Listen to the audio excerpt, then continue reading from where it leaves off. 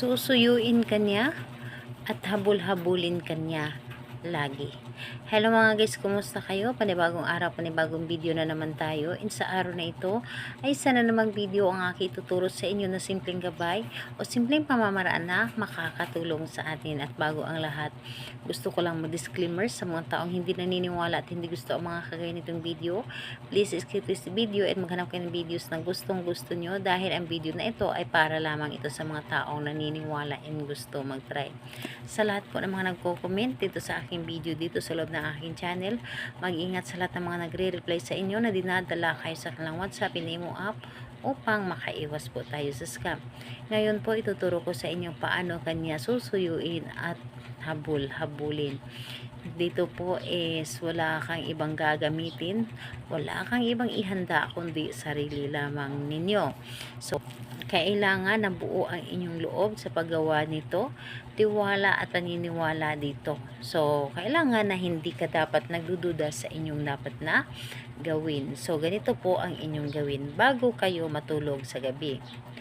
Bago kayo matulog sa gabi, ay isipin mo lamang siya kahit ikaw ay nakaupo o nakahiga doon sa inyong kama. And dapat ay siguraduhin ninyo na mag-isa lamang kayo and tahimik ang paligid. So, ayun. Habang nasa loob kayo ng inyong kwarto sa gabi, bago kayo matulog, ay isipin mo lamang siya. Isipin mo lamang siya at sambitin mo ng 11 times ang kanyang pangalan. At ang inyong nais, halimbawa ganito. Pangalan, apelyido ng inyong target at isunod po ninyo, susuyuin mo ako at lagi mo akong habul-habulin.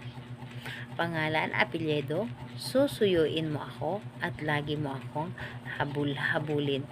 So, 11 times mo yan na sasambitin yung nais po ninyo.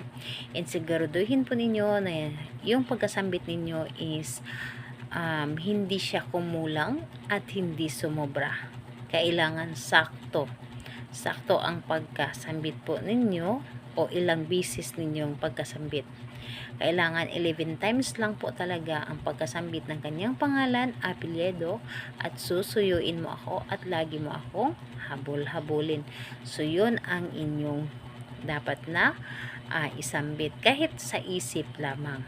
Dahil ang ating isip ay makapangyarihan.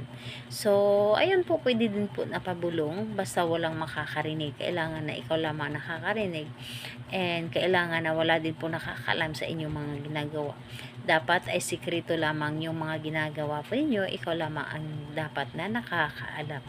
So, kahit anong araw at oras, pwede mo itong gawin. And make sure po ninyo na tahimik ang paligid. So, ayun, salamat po sa inyo. Bye-bye everyone. God bless us all.